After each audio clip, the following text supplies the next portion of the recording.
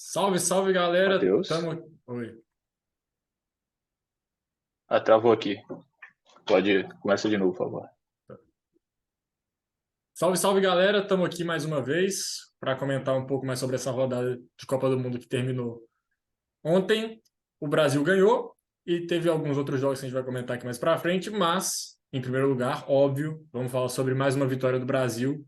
Um jogo complicado, o Brasil com dois desfalques, o Danilo na lateral direita e principalmente o Neymar, o camisa 10 da seleção brasileira.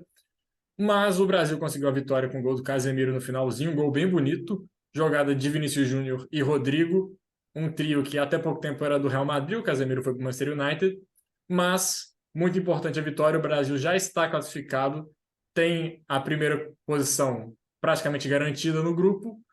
E quero saber do Bruno o que ele achou do jogo, desse desafio que o Brasil teve na segunda rodada.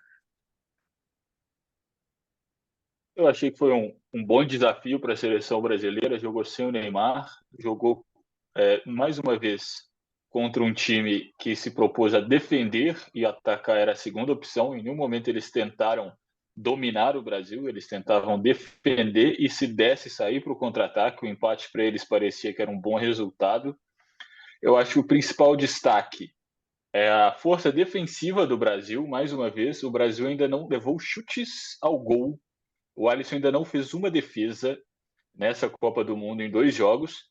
E muita gente vem falar, mas é Sérvia, Suíça, são seleções mais fracas. Vai lembrar que esses dois times foram muito bem.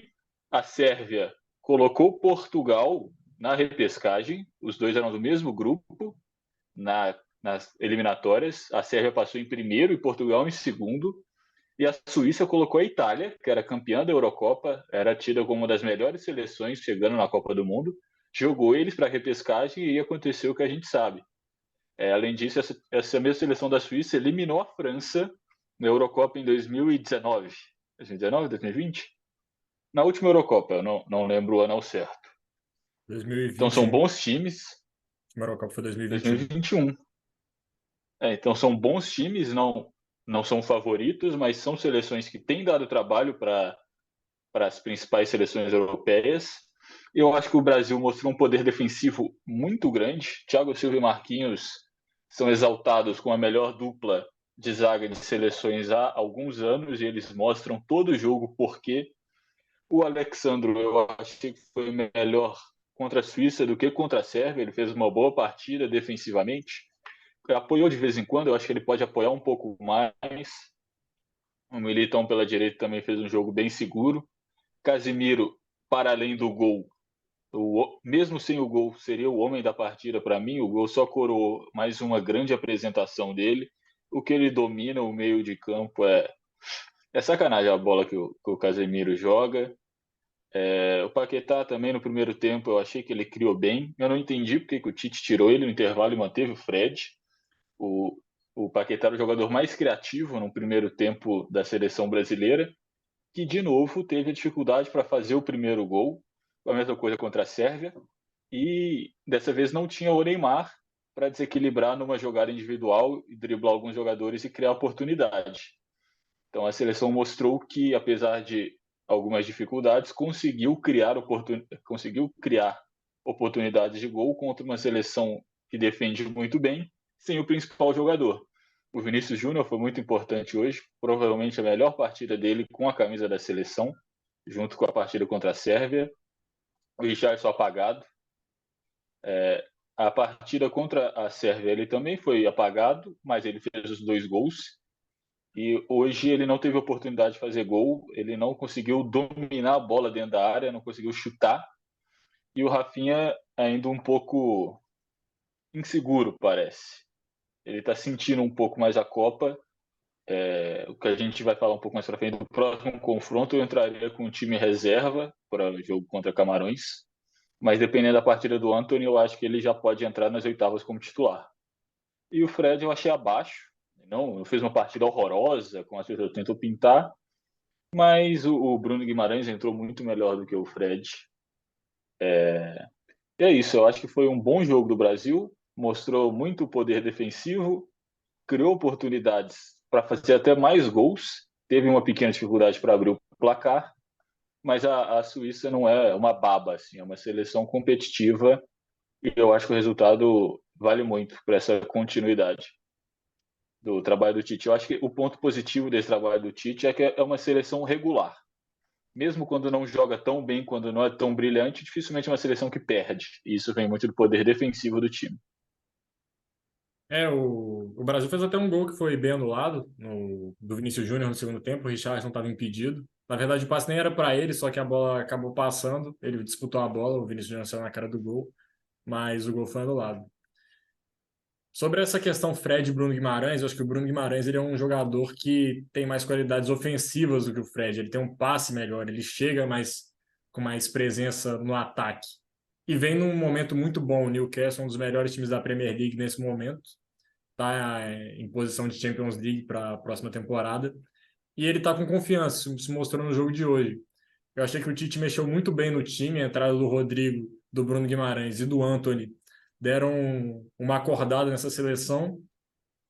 A questão do Rafinha que você comentou, eu não achei o Rafinha que ele sentiu o jogo, eu achei que a bola estava chegando pouco para ele. E com o Militão ali acabou dificultando um pouco a vida dele, porque ele é um zagueiro, ele não chega tanto à frente. E deu para ver claramente que no primeiro tempo a estratégia do Brasil era a bola no Vinícius Júnior. Manda a bola para ele tentar ganhar num contra um, só que ele estava muito bem marcado, sempre chegava dois, três em cima dele e ficava difícil para a jogada sair por ali. Mas ele não se abateu, ele continuou tentando, tentando, até que a jogada do gol sai por ali. O Eu acho que Richarlison. essa é o. Só Só, falar aqui rapidinho. não Esse é pode o falar. ponto que o Neymar mais fez falta. Às vezes não é nem que o Neymar ia jogar, ia driblar tudo, ia fazer o gol. Mas o Neymar é um jogador que simplesmente por estar em campo, ele já puxa dois marcadores para ele. Hoje o Vinícius teve que jogar com uma marcação dupla e tripla a maior parte do jogo.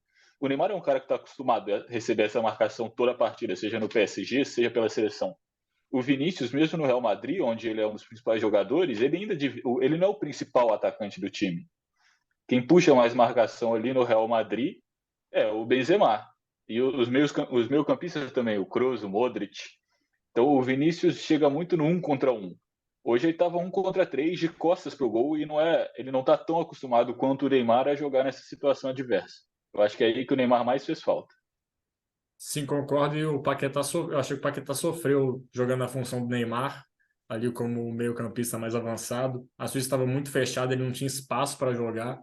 Então, eu até entendo o Tite tirar o Paquetá e colocar o Rodrigo, que é um atacante de fato, que tem o drible, que tem a velocidade, para tentar mudar um pouco a cara do jogo. E o que você falou do Rafinha, eu acho que entra um pouco no Paquetá. Acho que o Paquetá ele não está jogando tão bem quanto ele vinha jogando nas eliminatórias. Acho que ele sentiu a falta do Neymar hoje em campo, junto com toda a seleção, é óbvio, vai sentir a falta do seu melhor jogador. E o Richarlison, achei que ele ficou muito preso com os zagueiros, não estava conseguindo receber muita bola, a bola que recebia acabava tropeçando nela. Não gostei tanto da parte do Richarlison, mas é uma peça importante, é uma peça que briga, luta. Disposição a gente nunca vai ver faltar numa partida do Richarlison. A zaga do Brasil dispensa comentários, jogou muito bem. O Alisson não precisou trabalhar em um dos dois jogos. E isso numa Copa do Mundo é muito importante. Você ter uma defesa sólida que toma poucos gols e que oferece poucas chances ao adversário. Para finalizar, eu também entraria com um time reserva no jogo contra Camarões. Imagino que o Brasil deve ter um pouquinho mais de facilidade para jogar nesse jogo, porque Camarões ainda tem chance. Se vencer o Brasil, ela pode se classificar dependendo do que acontecer no outro jogo, mas dá um risco você ir jogar de peito aberto contra o Brasil, mas se ela quiser ter alguma chance, precisa atacar em algum momento. Eu pouparia o Militão, eu pouparia o Paquetá também. Não sei se o Paquetá, talvez eu entraria com o Paquetá, mas eu pouparia principalmente o Militão, porque se ele tomar um amarelo nesse jogo e o Danilo não voltar, ele corre o risco de ficar suspenso no eventual quartas de final, tomando um segundo amarelo nas oitavas. Por isso eu pensaria em poupar o Militão, daria chance para o Rodrigo, para o Martinelli, para o Antony, até para eles terem essa experiência de jogar a Copa do Mundo, de jogarem como titulares de uma Copa do Mundo, essa geração do Brasil que serve para essa Copa, vai servir para a de 26, muito provavelmente. Então acho que seria uma experiência legal para esse time. Eu entraria com o time todo reserva. Entraria com Daniel Alves, Fabinho na zaga, junto com o Bremer, Alex Telles, Bruno Guimarães, Fred, Rodrigo, Antony, o Martinelli e Gabriel Jesus. Sim. Eu acho que a seleção de Camarões, igual você falou, além de eles precisarem do resultado, o futebol do continente africano, ele também não tem como característica a retranca. É um futebol muito mais próximo ao futebol brasileiro. São jogadores de velocidade, são jogadores de drible.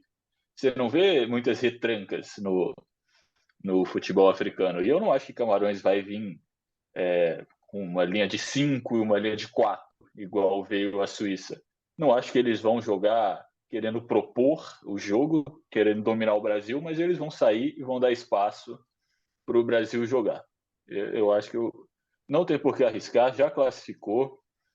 Se não pode acontecer de tomar um cartão amarelo, que eu acho que além de machucar, é o mais perigoso. Nas últimas Copas, a gente sofreu com essa questão de um jogador importante tomar 2 amarelos, ser suspenso, e eu não vejo por que arriscar isso. É o único jogador da seleção que toma amarelo nessa Copa é o Fred. O Mas Fred. eu não vejo ele tendo sequência como titular. Se eu fosse o treinador, eu colocaria o Bruno Guimarães de titular. Vamos às notas do jogador da Sim. seleção? Pode falar. Porque não só pelo Fred, vai o Casimiro tomou um amarelo. Aí depois Uhum. ele tomou nas oitavas e está fora das quartas. Ou Sim, tomou sim. outro nas quartas e está fora. Eu não arriscaria. Não tem por que arriscar. O Brasil já passou, muito provavelmente em primeiro. E os reservas são bons. Vamos agora às notas, rapidinho, e depois passar para os próximos jogos. Alisson, Bora. para mim, nota 6. O Alisson ele não teve que É, trabalhar. não tem como dar, não. O Alisson não fez nada. Exatamente. Para mim, o jogador entra com 6. O Alisson não fez nada, ele mantém o 6. Eu me abstenho. Não tem como dar nota. O Alisson não jogou. Só um parênteses. O Alisson, às vezes, ele deu Eu não- umas. é.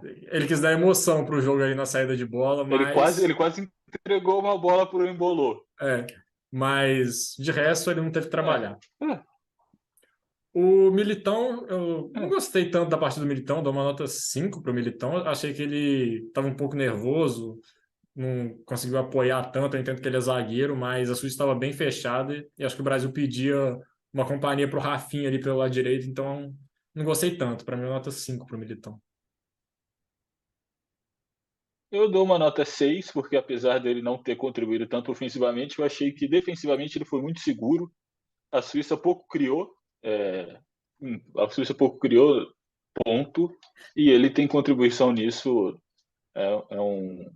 Como um defensor, o outro time não conseguir acertar o seu gol, é uma vitória para você, por isso eu acho que uma nota 6. Marquinhos e Thiago Silva, eu dou uma nota 7,5 para o Thiago Silva e uma nota 8 para o Marquinhos, pelo fato do Marquinhos ter chegado mais à frente. Ele estava tentando um pouco mais levar a seleção à frente, estava muito fechado, e o Marquinhos ele estava avançando mais e o Thiago Silva ficava na sobra. Mas ele também cuidou bem quando a Suíça tentava atacar nos contra-ataques. Por isso eu dou um meio ponto a mais para o Marquinhos por essa participação ofensiva. Eu vou dar uma nota 8 para a dupla, porque mais uma vez eles completamente anularam o setor ofensivo do adversário, roubando bolas, adiantando jogadas, cortando linha de passe e participando ainda dessa criação de jogadas com lançamentos longos, viradas de jogo, passe. É uma dupla muito boa, nota 8 no jogo de hoje. O Alexandro, eu dou uma nota 7, 7,5. Vou dar nota 7. Achei que ele fez um bom jogo, mas acho que ele poderia ter ajudado um pouquinho mais o Vinícius Júnior. O Vinícius Júnior estava recebendo muita marcação, talvez uma ultrapassagem do Alexandro para a linha de fundo poderia ajudar um pouco o Vinícius para ele ter um pouco mais de espaço. Por isso, uma nota 7. Siga o relator. Casemiro, para mim, nota 9. Jogou muito bem, fez o gol. Todas as vezes que precisou dele na marcação, ele estava lá. O Neymar até tweetou que ele é o melhor volante do mundo há algum tempo, e eu concordo. O Casemiro joga muita bola, ele é muito importante e ele tem uma liderança dentro de campo também que eu acho muito importante. É uma virtude que eu vejo no Casemiro. E para mim, ele deveria ser o capitão da seleção brasileira, mas o Thiago Silva também está bem servido. Eu acho que ele não é capitão, talvez, pela questão das línguas. Se eu não me engano, uma coisa que fala do Casemiro quando ele chegou no United é que ele não fala inglês. Ele fala espanhol, mas ele não fala inglês. O Thiago Sim. Silva fala inglês, fala francês, jogou um tempo na Itália, então acho que a comunicação com os árbitros pelo próprio inglês é mais fácil para o Thiago, pode ser um motivo dele ser o capitão. Sim. Quanto ao Casemiro, nota 9 pelos motivos que você falou. O Fred, eu já não gostei tanto, achei que ele um pouco tímido no jogo, não estava conseguindo ajudar tanto nas partes ofensivas do jogo. Fez uma partida ok, então eu dou uma nota 6 para o Fred. 5,5. Não contribuiu e não destruiu. Ele estava lá, fez a dele, nada de mais, nada de menos. O Paquetá, eu achei que ele estava muito bem marcado, você estava muito fechado, e a função que ele teve que fazer hoje era bastante difícil, que é o atuar no entre linhas, a linha da defesa e a linha do meio-campo. Ali estava com muito pouco espaço, e o Paquetá, eu achei que ele não conseguiu se destacar no jogo de hoje, tanto é que ele saiu no intervalo. E eu achei que o time melhorou com a entrada do Rodrigo, então uma nota 6 para o Paquetá também. Eu daria 7. Eu acho que no primeiro tempo ele foi o melhor jogador ali criativo. Ele deu um lançamento assim de primeira pro Rafinha, eu acho, na ponta direita, que o Richarlison chegou fechando quase uma boa oportunidade ali de gol. Teve mais um lance também que ele participou, naquela que o Richarlison não conseguiu dominar direito a bola dentro da área. Eu colocaria o Rodrigo no intervalo, mas eu tiraria o Fred e recuaria o Paquetá. Nota 7. O Rafinha, eu achei que ele foi muito pouco acionado no jogo de hoje. Ele estava muito isolado na ponta direita, mas quando ele foi acionado, eu achei que ele foi bem. Ele deu uma virada de bola muito boa para o Vinícius Júnior, que finalizou mal. O goleiro da Suíça defendeu, o Sommer, mas ele participou pouco do jogo. Então, eu dou uma nota 6,5 para ele, porque não participou muito, mas quando ele participou, eu achei que ele foi bem. É muito apagado. O Brasil pouco usou o lado direito, não tinha muito apoio lá por parte do Militão, que é zagueiro, fazendo a de lateral. 6,5. O Rafinha estava apagado hoje. Não só por culpa dele. O Richarlison também achei que estava apagado, eu dou uma nota 5,5 para ele. Ele errou alguns domínios ali, em algumas chances que o Brasil teve, não foram tantas, mas ele não conseguiu aproveitar as chances que chegaram para ele. A bola chegou pouco, mas as que chegou, ele não guardou. Então, por isso, uma nota 5,5. 5,5. O Vinícius Júnior foi o jogador mais acionado do Brasil no ataque. Ele tentou muito, mas ele acabou errando muito também. Ele estava muito bem marcado, não estava conseguindo passar pela marcação. Sempre chegava dois, três em cima dele. Acho que um 7,5 para o Vinícius tá ok, porque ele participa da jogada do gol, mas ele estava bem marcado e bem neutralizado pela defesa suíça. Eu vou com você nessa também. Acho que ele, igual você falou, ele passou muito, foi muito acionado. Praticamente todos os ataques do Brasil passaram por ele. Mas ele foi muito bem marcado, ele sofreu muitas faltas, perdeu muitas bolas e criou também muitas jogadas. 7,5 é uma boa nota. Agora indo para o banco rapidinho, e os jogadores que entraram, o Rodrigo, eu dou uma nota 7 para o Rodrigo, achei que ele entrou muito bem no jogo, ajudou o Brasil a fazer o gol, ele dá assistência do gol do Casemiro. E a gente vê que ele é um jogador que tem muita velocidade, ele tem um drible muito bom, ele vai para cima mesmo, e ele tem uma estrela muito grande, ele consegue entrar em jogos decisivos e participar da jogada, fazer o gol, dar assistência, ele está sempre ali em grandes jogos, por isso uma nota 7 para o Rodrigo, achei que ele entrou bem. Eu tinha que começar jogando, tinha que ter sido titular. Bruno Guimarães, eu também vou com 7, achei que a entrada dele melhorou bastante o time do Brasil, o Fred não estava conseguindo apoiar bem, e o Bruno Guimarães, ele conseguiu ajudar mais no ataque, ele também tem uma boa presença defensiva, e achei que a entrada dele também ajudou o Brasil a ganhar o jogo, ele mudou o jogo para mim. Exatamente. Tem a chance para mim no próximo jogo, se jogar bem, briga forte com o Paquetá para ser titular nas oitavas. O Gabriel Jesus entrou no lugar do Richarlison, os outros dois, o Rodrigo entrou no lugar do Paquetá e o Bruno Guimarães no lugar do Fred. Eu achei que o Gabriel Jesus também teve o mesmo problema do Richarlison, ficou muito isolado ali, preso com os zagueiros, mas ele brigou, ele teve disposição, ele lutou. Acho que um 6,5 tá bem entregue pro Gabriel Jesus. Ele brigou muito, participou pouco, mas nas vezes que ele participou, ele foi melhor do que o Richarlison. Ele errou menos do que o Richarlison quando ele teve a oportunidade, então 6,5 é justo. O Antony, eu achei que ele entrou bem também. Eu acho que para a defesa adversária, ele no lado esquerdo deve ser um pesadelo. O Rafinha é um cara com muita velocidade, ele também dribla muito bem. Aí você vê ele saindo e entrando o Antony, deve dar um desespero que não é fácil. O Antony pegou uma defesa já mais cansada e eu acho que ele conseguiu aproveitar isso e participar mais do jogo que o Rafinha também. Estou esperando o 360 do Antony nessa Copa, ainda não veio, mas ele jogou bem, uma nota 7 para ele.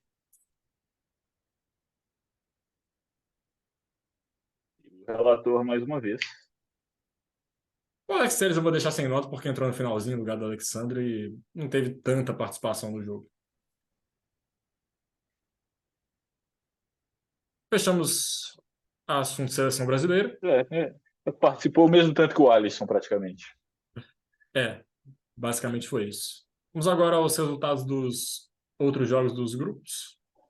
Grupo A, Senegal fez o que Vamos. deveria fazer, ganhou do Catar por 3-1 e vai agora definir a vida, a sequência na Copa do Mundo contra o Equador. O Equador tem a vantagem do empate, tem 4 pontos, que empatou com a Holanda 1-1, o Senegal tem 3. E talvez isso faça diferença, porque eu vejo o Senegal talvez um time melhor, mas está faltando concluir bem as jogadas. O Mané está fazendo falta. Um bom jogo esse Senegal e Equador.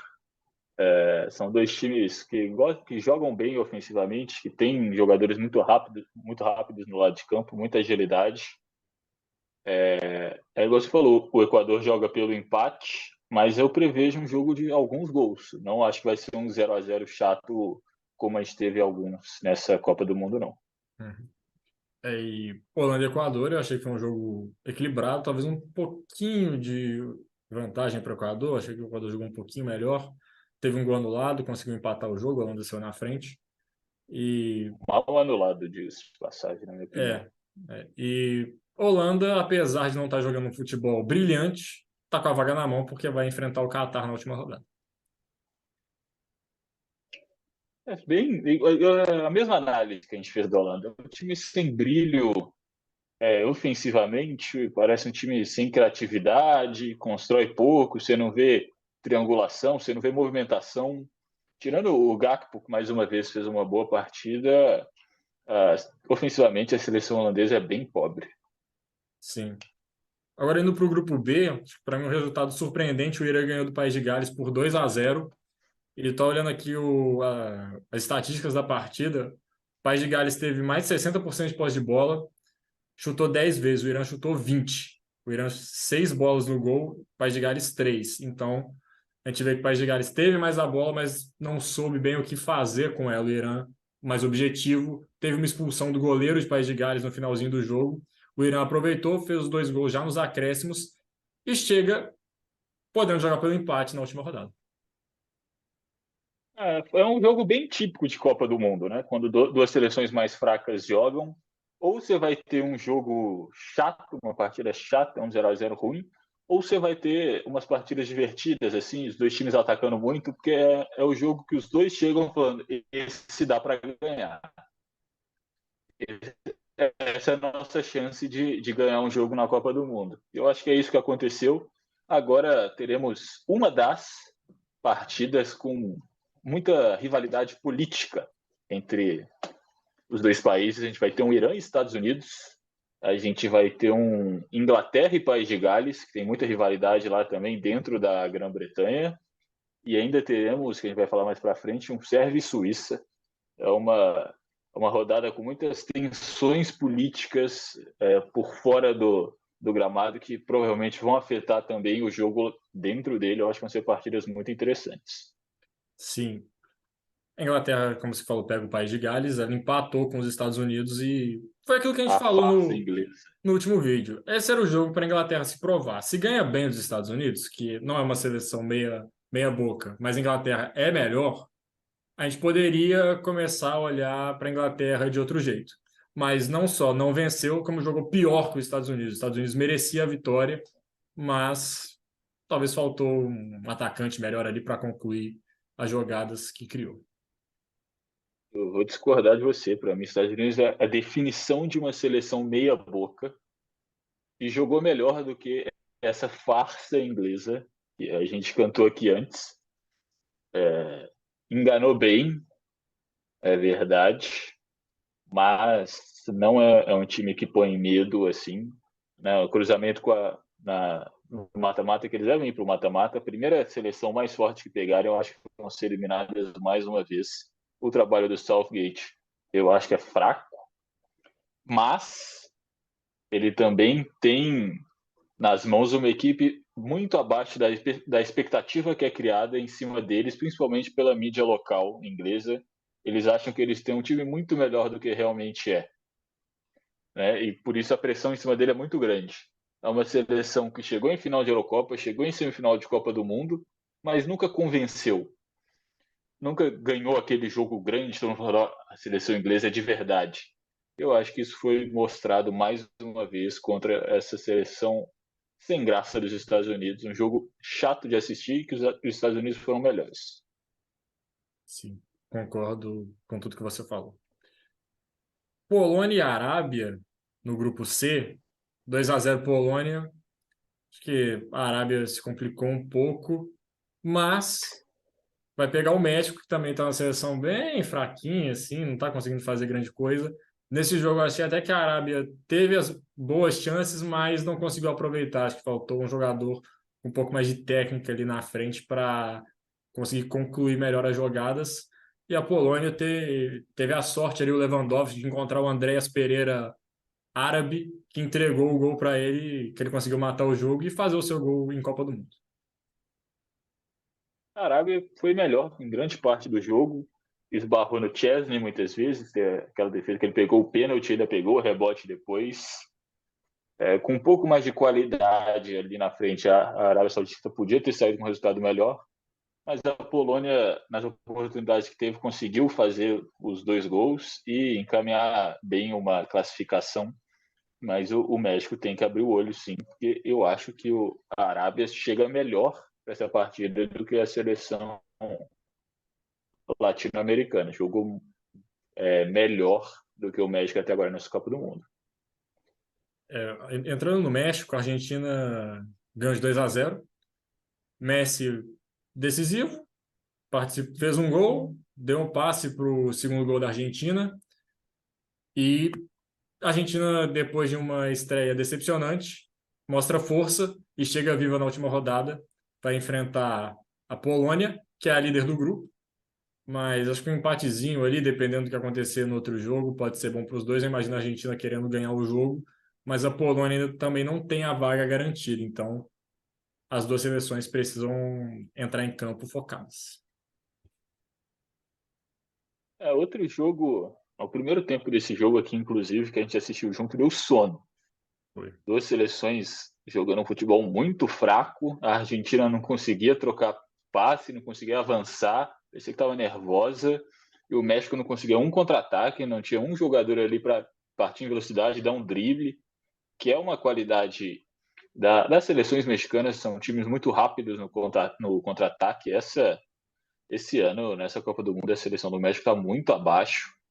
Esse 2-0 aconteceu porque teve um momento do jogo que eles deixaram, o México achou inteligente deixar o Messi livre na entrada da área para finalizar.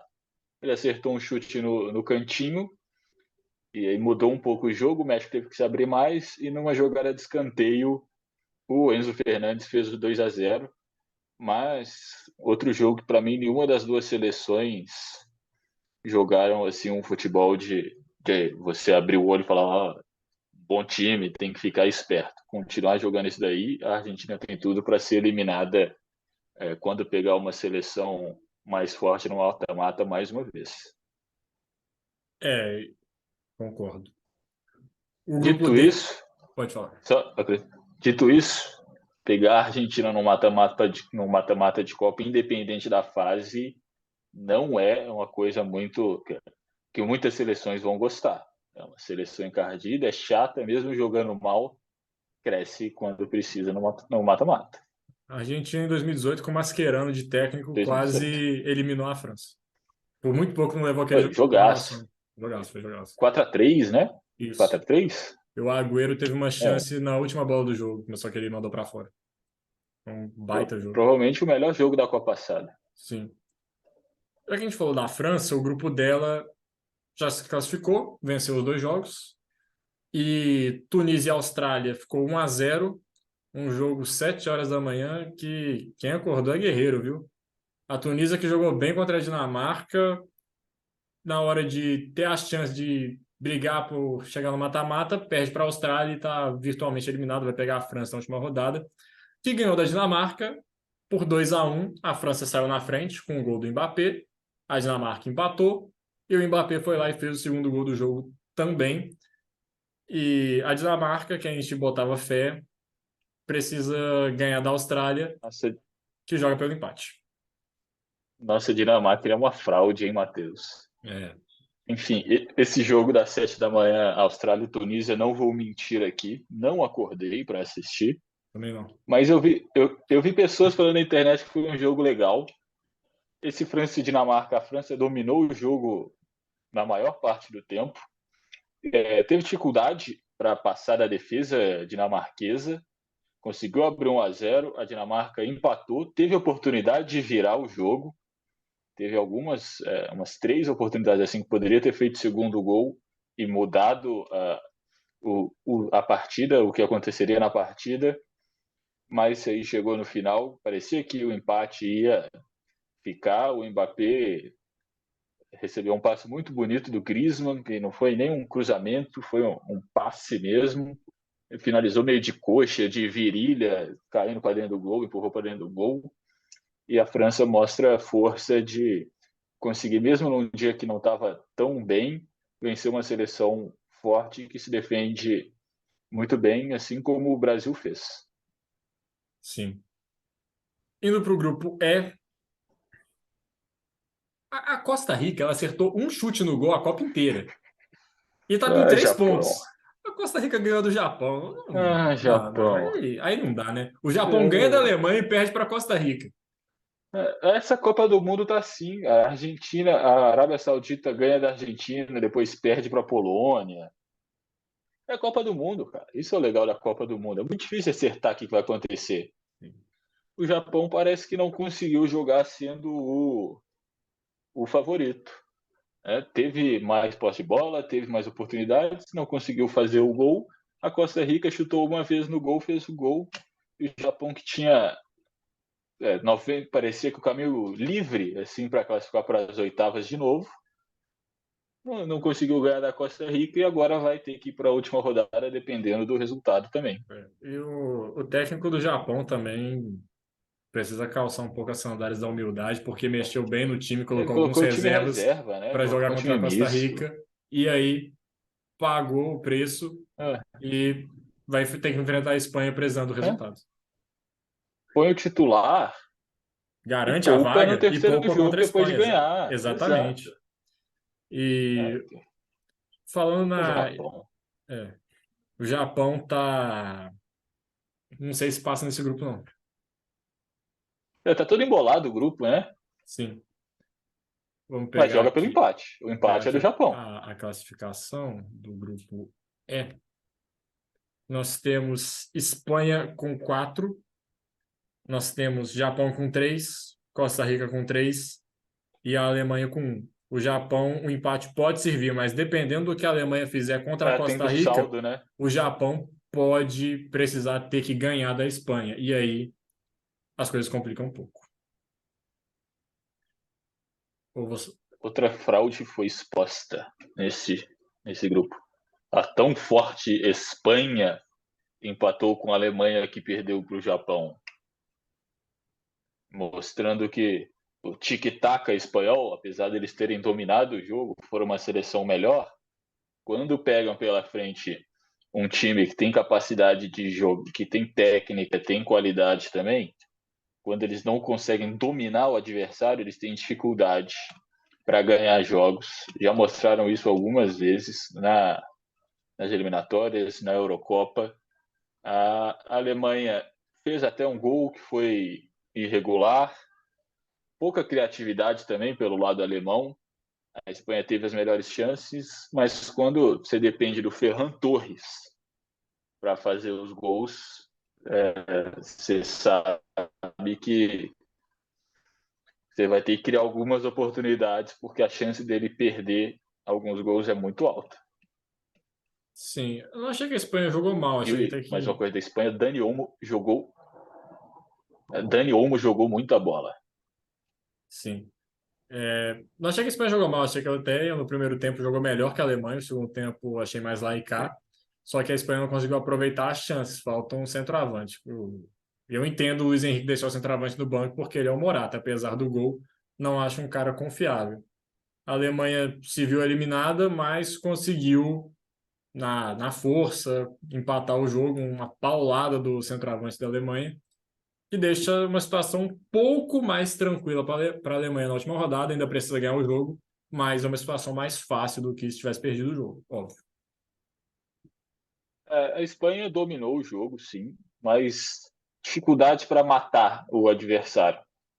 E a Alemanha poderia ter ganhado esse jogo mesmo jogando pior, teve a oportunidade de fazer um 2-1.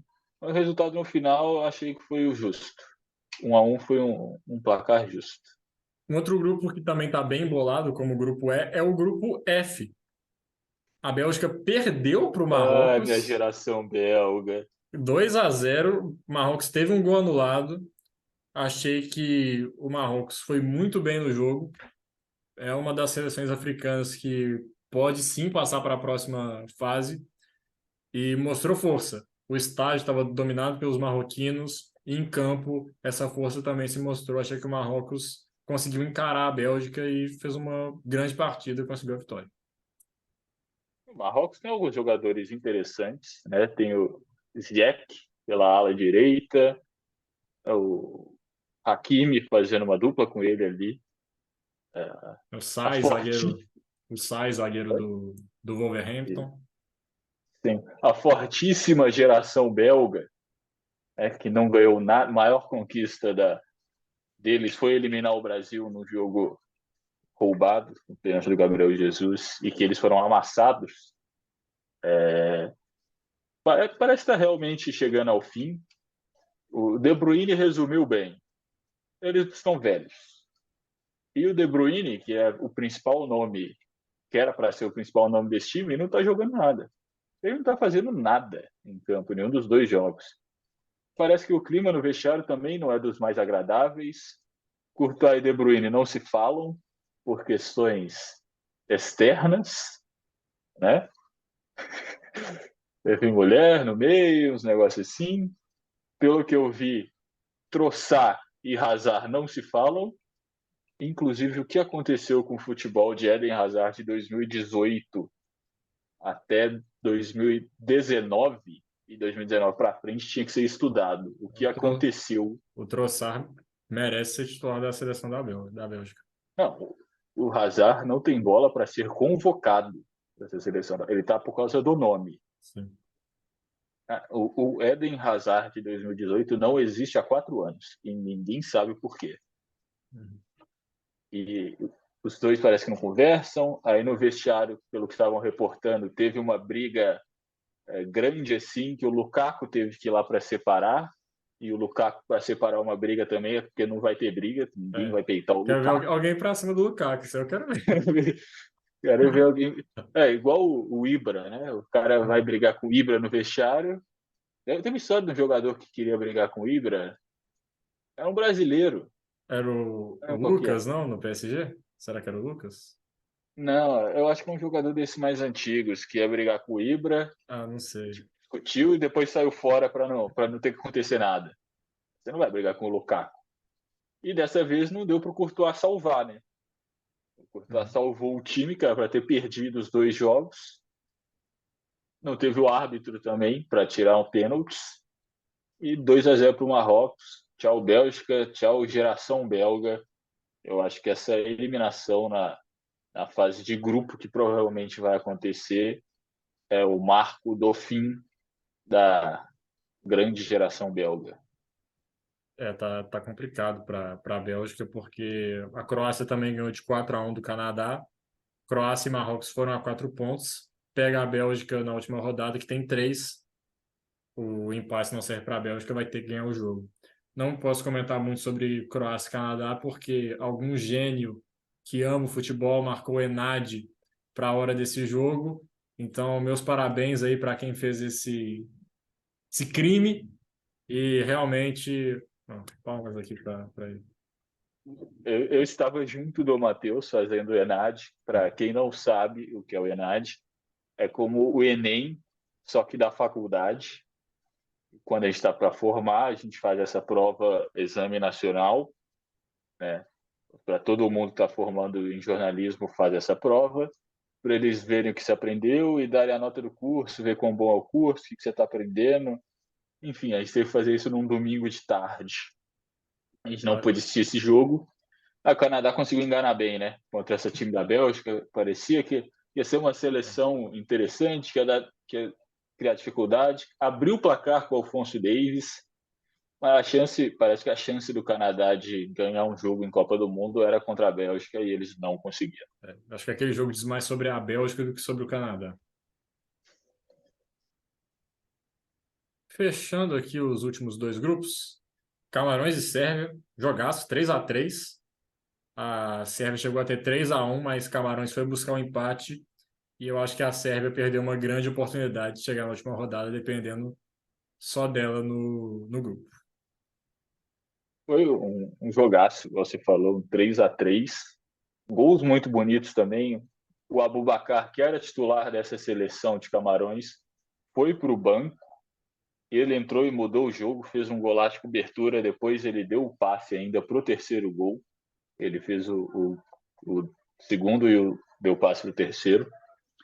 A Sérvia também teve um gol do Vlahovic não, do Mitrovic, que é a jogada muito bem trabalhada, um toque de bola assim, que a gente não viu nada nem perto disso contra o Brasil, mostrando a força da defesa brasileira. E uma curiosidade, Matheus: quantos jogadores convocados pela Sérvia não têm o sobrenome terminado em it? Qual Eu o seu sei, chute? eu sei que tem um no time titular, que é aquele Rudeli, mas eu não Vai, sei. qual o seu chute? Eu dou uns 3 no máximo. Do Delhi, o único jogador que É. não termina com it da seleção sérvia. Eu até vi um vídeo sobre isso. Tem uma parada nessa região dos países dos Balcãs, que é onde fica a região da Sérvia, onde era a antiga Iugoslávia, que o it no final significa filho de. É igual Como na som igual do dinamarquês, dos na Islândia. nórdicos. Na Islândia, o som, por exemplo, Gunnarsson na seleção da Islândia, só para citar um exemplo, onde eles terminam com o som no nome é por causa disso. Então, é filho de. Mas hoje em dia não segue mais essa regra, virou um costume porque segue de muito tempo lá nessa região. Jogo legal, o Camarões é uma seleção Tem chance. legal de assistir, que vai jogar contra o Brasil. Tem o jogador Kudus melhor do que o Neymar, segundo ele mesmo. Então, vamos ver. Eu acho que o time reserva do Brasil ainda é favorito, mas não é baba. Esse grupo do Brasil, eu acho legal isso. São 3 seleções, não tem nenhuma baba, mas também não tinha nenhuma favorita. Então é um grupo bacana para você aquecer, para chegar nas oitavas. Você ter dificuldades, ver onde estão seus problemas, você poder corrigir e mesmo assim chegar confiante no mata-mata. Isso só uma correção. O Kudus, ele é ganês, inclusive meteu 2 gols na Coreia e ganhou. Exato. E Gana ganhou Eu tenho por uma três a dificuldade com essas dois. bandeiras, cara. Eu tô errando desde o primeiro vídeo. Não, O acontece, Iñaki acontece. Williams também é ganês, não é? Até o final da Copa a gente acerta. Eu tô olhando aqui a bandeira dos dois. A bandeira é invertida, é tipo Bélgica e Alemanha, que uma é na horizontal, outra na vertical. Isso, E a estrela de Camarões é dourada e a estrela de Gana é preta. exatamente. Entrando no jogo de Gana, Coreia do Sul, nos primeiros 25 minutos, amassou. Gana não tocou na bola. 15 escanteios para a Coreia do Sul. Gana chegou 2 vezes, fez 2-0 no primeiro tempo. A Coreia teve força para buscar um empate. com, pegar o nome aqui do atacante, Chu Guesson. Olha só, não foi o Heung-min Son que fez os gols da Coreia do Sul, empatou, mas os invejosos vão falar que ele furou. Mais um corta-luz brilhante do Iñaki Williams, deixando o Kudus livre para marcar o terceiro gol de Gana, que chega na última rodada precisando apenas do empate contra o Uruguai e a Coreia basicamente dá adeus. Mais um jogo histórico de Copas do Mundo. Teremos a vingança de Gana contra o Uruguai. Será Luizito Soares, personagem mais uma vez nesse confronto.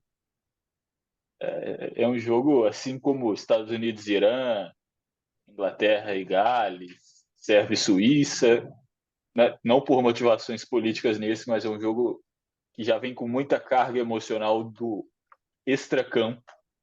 É um jogo que vai ser legal. A Coreia do Sul, eu achei, principalmente no segundo tempo, depois fez o 2-2, parecia que ia virar esse jogo.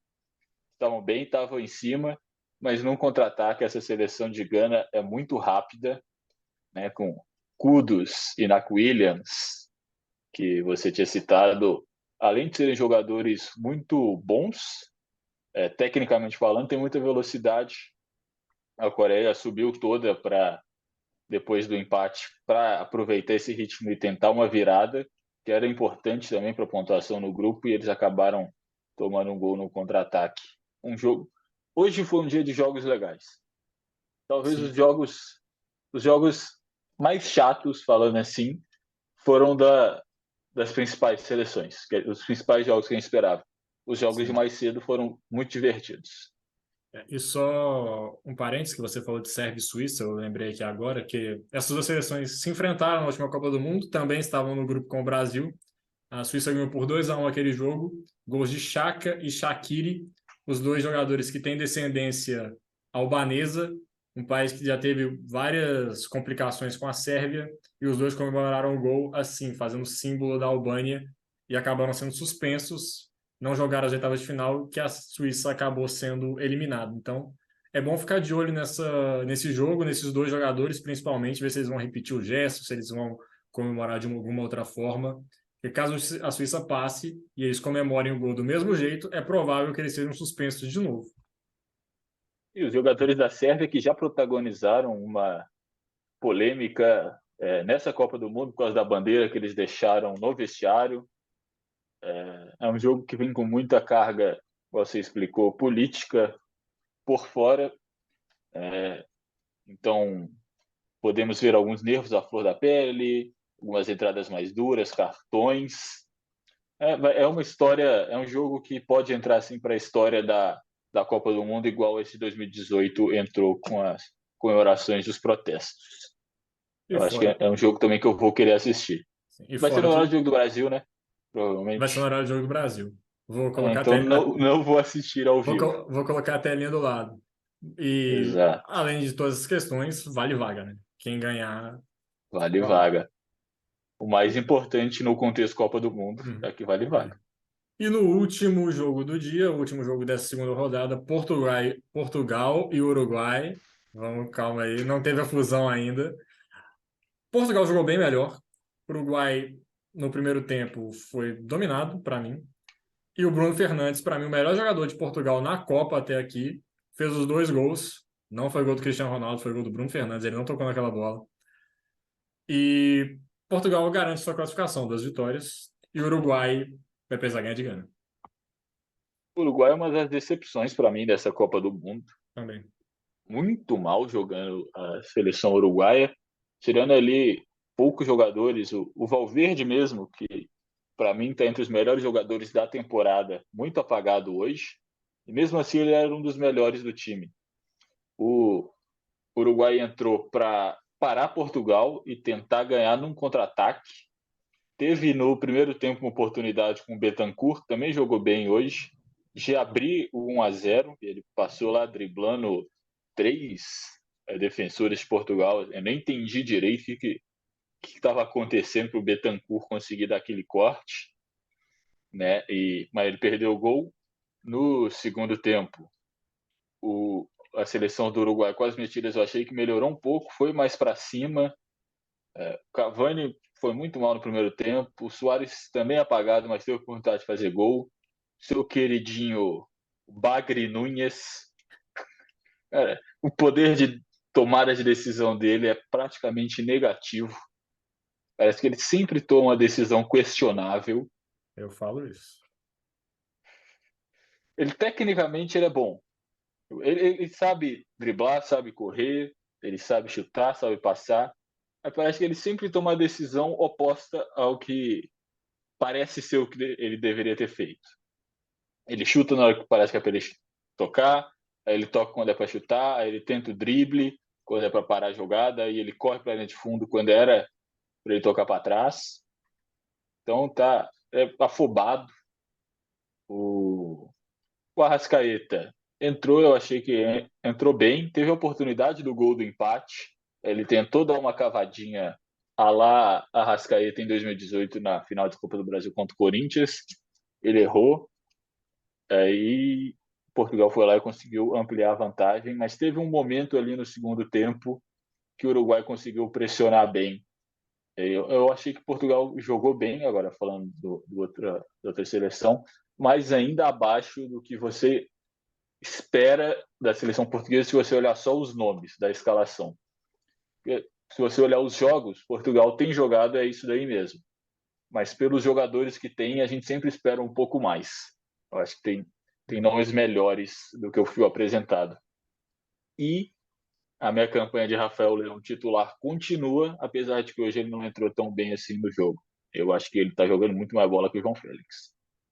Sim, João Félix ele é basicamente um reserva no Atlético de Madrid. Do Morata e do Griezmann. E só um detalhe sobre o Darwin Núñez, que eu acho que ele tem muito hype, muito por ter sido o Klopp que fez a contratação dele.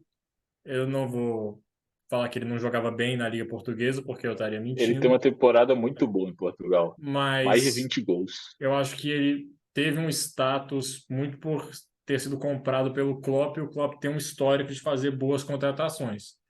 Mas até pessoas que fazem boas contratações acabam errando. Não estou falando que é o caso do Darwin Núñez, que é o caso dessa contratação, mas o Klopp já errou em algumas contratações. Teve contratações do Liverpool que o Liverpool fez e acabaram que não deram certo.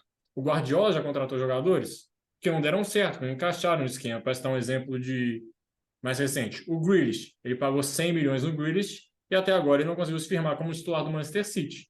Então, acho que assim, esses grandes técnicos acabam alçando a um patamar de que nenhuma decisão deles pode acabar sendo contestada. Mas não, eles acabam errando, eles acabam tomando decisões questionáveis. Eu acho que o Liverpool pagar o que pagou no Darwin Núñez é questionável.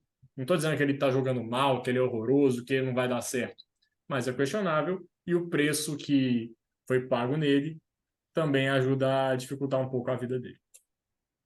Eu nem colocaria a questão de ser contratado pelo Klopp, porque, igual você falou, tiveram outros jogadores que o Liverpool contratou, não tiveram tanto hype. Assim, ninguém hypou a contratação do Minamino, por exemplo.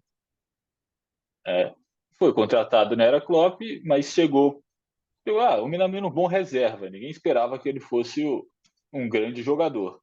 Eu acho que o Darwin Núñez hoje é pior do que o Darwin Núñez na temporada passada no Benfica. Ele era um excelente jogador do Benfica. Eu acho que o hype dele se deu primeiro ao preço. Ele chegou muito caro e eu acho que ele está sentindo o preço, o peso do preço dele. Porque também pensa na cabeça do cara, um jogador jovem, tem 23 anos, é um cara que chega assim, ó, você vale 100 milhões de euros, agora joga sua bola aí. Tem uma pressão, não é qualquer um que consegue jogar com essa pressão. Então, eu acho que ainda pode demorar um tempo para ele conseguir. E porque o Haaland chegou, então foi os dois melhores times ingleses contrataram centroavantes, que eram as posições que os dois não tinham. Assim, o Firmino, excelente jogador no Liverpool, mas ele nunca foi o centroavante. Centroavante. E desde a aposentadoria do Agüero, o Manchester City também não tinha centroavante. Então foi um mercado que os dois foram, os dois tentaram trazer um 9. Aí foi o Darwin para o Liverpool e o Haaland para o Manchester City. Então equipararam os dois. Falaram, qual dos dois vai ser melhor? Porque os dois, que são os principais times, trouxeram 9. O Darwin, inclusive, foi mais caro que o Haaland. Pronto. Qual vai se dar melhor? E quando você compara o Haaland hoje com o Darwin Núñez hoje, tem uma disparidade assim absurda que só aumenta a pressão em cima do Núñez por causa do preço e por causa da comparação. Eu acho que é daí que vem esse hype e a dificuldade dele. Esse E, afobamento dele pode ser fruto disso também.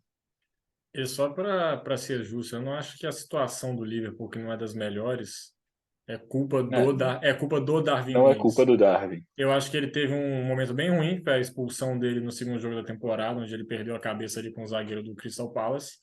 Mas Ainda teve isso.